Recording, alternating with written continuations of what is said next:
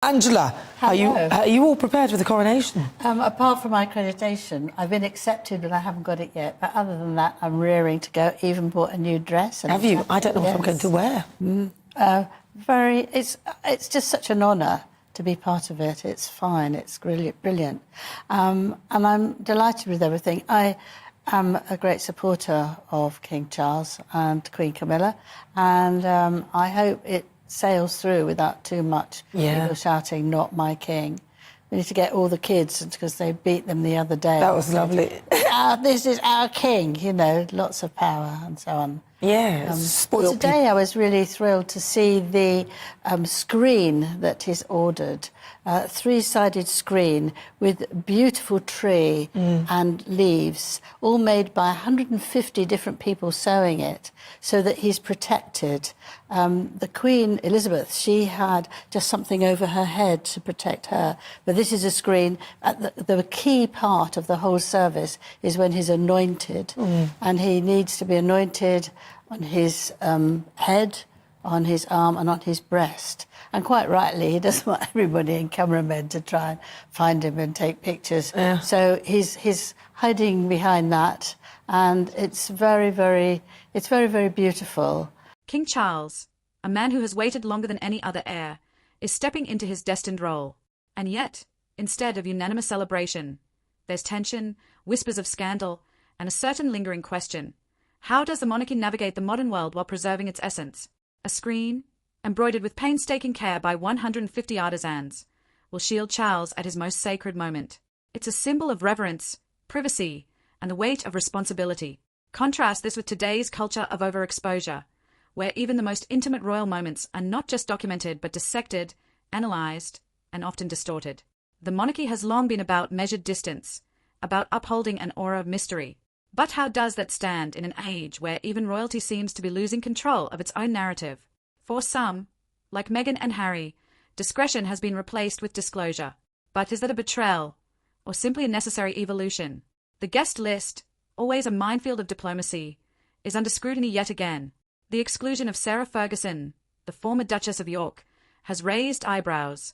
But let's be honest, this is not unprecedented. The monarchy has always balanced duty and decorum when choosing who stands beside them in public.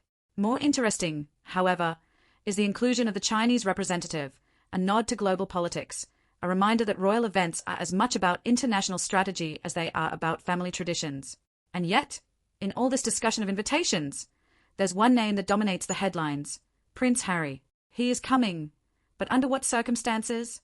Will he be welcomed with open arms? Or will his presence be a quiet storm hovering over the festivities? The age-old art of reinvention. Meghan Markle has re-emerged, presenting an image so polished, so perfected, that speculation about cosmetic enhancements is inevitable. But beyond the aesthetics, the question lingers: what is she trying to project? Meghan is not the first public figure to control her image so meticulously. From Hollywood starlets to political leaders, appearances have always been carefully curated. But for a woman who once claimed she craved privacy, her public re-emergence, with calculated poise, raises an intriguing contradiction. And now, we arrive at the heart of the controversy, the age-old struggle between duty and personal ambition.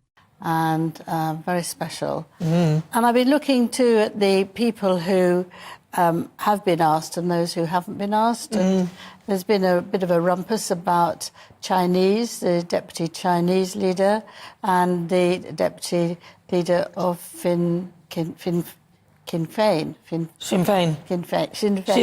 Put my teeth back in. And, they're all yours, I think they are. I thought that he was right to do that, because you have to keep in touch with different countries, with different ways of being. And it's very important that you can do that. You can be nice, but you don't have to sit and discuss anything. It's all positive, you're not involved. And I think that's very good. And the people that the press has been jumping about, that Fergie's not going, and the lady who was the Queen's bridesmaid also not going. And both of them have been interviewed, and you feel that the interviewers have been desperate for them to say something very negative, and it's not fair. But they've both said that it's quite all right. It's a state event. It's not a family event. Meghan and Harry vowed not to commercialise their royal ties, yet their every move suggests otherwise. Let's step back for a moment. Royalty has always been a brand. From Queen Victoria's carefully staged family portraits to Princess Diana's global humanitarian image, the monarchy has understood the power of perception. But there is a crucial difference. Past generations upheld the institution first. Personal gain was secondary. What we see today is an inversion of that principle. The royal title has become a vehicle, a lucrative emblem that opens doors in Hollywood, publishing, and beyond. And while Meghan is hardly the first to capitalize on fame, she stands at a unique crossroads. Is she merely playing by the modern rules of media and celebrity, or has she broken an unspoken pact, one that states that royalty should never be reduced to just another brand? And so, we return to Prince Harry, once the cheeky, beloved prince of the people, now a figure shrouded in controversy. His every word, every glance at the coronation will be scrutinized. Will he be a dutiful son, silently supporting his father, or will he be a rogue element, gathering material for his next revelation? The monarchy has endured scandals before, but the modern media landscape is an entirely different beast. Every interaction is captured, every whisper potentially recorded. In a world where silence is rare and discretion even rarer, how does an ancient institution maintain its dignity? This coronation is not just about King Charles III. It is about the monarchy's survival in an era where even its most sacred traditions are under siege. The British monarchy has always been an institution of resilience. It has weathered wars, revolutions, abdications, and scandals. But today, it faces an entirely new challenge: the battle for relevance in an age of relentless exposure. For those who cherish tradition, this moment is bittersweet. The pageantry remains, but the undercurrents of change are undeniable. As we watch King Charles take his place on the throne, we must ask ourselves, what kind of monarchy do we want in the future? One steeped in duty and discretion, or one that adapts to the modern appetite for drama and disclosure? Time will tell. But for now, let us savor the spectacle, the echoes of history, and the weight of a crown that has endured for over 1,000 years. Once upon a time, the term royal insider referred to unnamed sources whispering secrets to the press. Consider this. Privacy is a commodity, and they have spent years selling fragments of their personal lives, from the explosive Oprah interview to the Netflix documentaries and Harry's memoir Spare. But when you monetize your story, there's always the expectation for more. And now, with Harry attending the coronation, one question looms large: will this be another chapter in his ongoing narrative of grievance? Or will he recognize that some moments, especially ones tied to duty and family, are best left unspoken? One cannot ignore Meghan Markle's ability to position herself at the center of influence. Her latest ventures, whether in Hollywood or philanthropy, always carry an air of calculated ambition. But let's take a step back. Meghan is not unique in using connections to climb the social and financial ladder. From American heiresses marrying into British aristocracy in the 19th century to modern celebrities leveraging their status for lucrative deals, this is an age-old game. The difference? Most do not pledge themselves to tradition only to abandon it when it ceases to serve them. Meghan's critics argue that she wanted the fairy tale, complete with the tiaras, castles, and global reverence.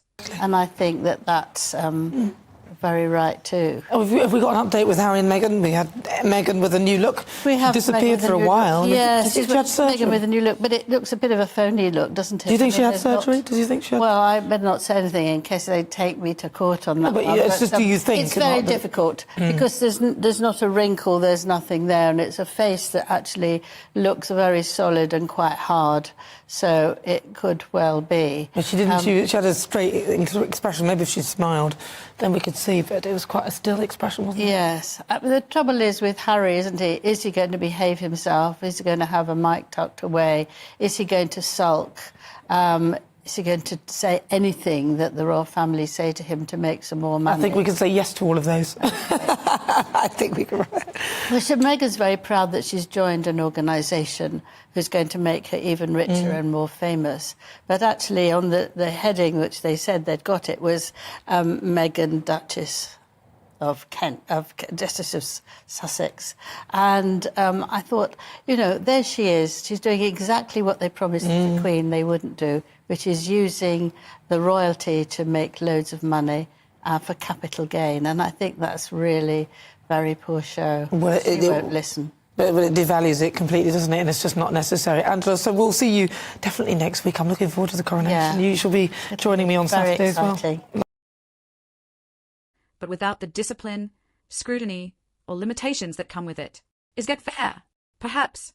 After all, in today's world, success is often measured by self-interest, not sacrifice. But therein lies the conflict. Royalty, at its core, is built on the idea of service. When personal ambition takes precedence, the entire structure begins to wobble. Perhaps the most intriguing aspect of the saga is not what Meghan and Harry do, but how the public responds. Some see them as tragic figures, victims of an outdated institution that refused to evolve. Others view them as entitled opportunists, capitalizing on the very thing they claim to despise. Public perception is a powerful thing, but it is also fickle. Today's hero can be tomorrow's villain. We've seen this before. From Wallis Simpson to Princess Diana, women who challenge the rigid structures of royal life have always sparked debate. But history tends to judge based on impact, not just intention. Decades from now, will Meghan and Harry be remembered as courageous trailblazers, or cautionary tales of what happens when personal ambition collides with duty? The British monarchy has always been about more than just individuals. Kings and queens come and go, but the institution endures. Yet, there is no denying that we are at a turning point. King Charles is a bridge between the past and the future. His reign will be shorter than his mother's, and his task is immense, preserving tradition while ensuring the monarchy remains relevant in a rapidly changing world. The real test will come not with Charles, but with Prince William. Can he modernize without compromising the essence of what makes royalty unique? Can he maintain public support in an era that increasingly questions inherited privilege? One thing is certain. The royal family must adapt, but it cannot afford to lose the very thing that makes it special, its mystique, its discipline, and above all, its duty to something greater than self-interest. Through every controversy, every scandal, and every generational shift, the monarchy has survived, not because it is perfect, but because it represents something enduring. For those of us who have watched its evolution over the decades, this moment is both fascinating and bittersweet. The world is changing, and with it, the way we perceive power, privilege, and tradition. But as the coronation unfolds, let us set aside the drama, if only for a moment, and appreciate the weight of history. Because whether you support the monarchy or not, you cannot deny its significance. And as for Meghan and Harry, well, their story is far from over. But whether they remain central figures or fade into the background will depend on one crucial decision. Do they wish to be remembered for what they stood for, or simply for what they stood against? And so, we find ourselves at a crossroads, not just for the monarchy, but for how we, as a society, view legacy, duty, and ambition. The British royal family is one of the longest-standing institutions in the world, surviving wars, revolutions, scandals, and cultural shifts. It has endured because it understands something fundamental. The crown is not just a symbol of power, it is a responsibility, an unbroken chain of service that extends beyond any one individual. And yet, as with all things, change is inevitable. Prince Harry and Meghan Markle have chosen a different path, one that embraces personal freedom over institutional duty. For some, this is an act of courage. For others, it is a betrayal of the very foundation that gave them prominence in the first place. The truth, as always, likely lies somewhere in between. But as King Charles steps onto the world stage as monarch, one thing remains clear. The future of the royal family is no longer just about tradition. It is about survival in an age where reverence for the past must find a place in the present. One thing is certain. History will be the final judge, and the choices made today will shape how this era of royalty is remembered for generations to come. Drop your comment through. See you in the next video.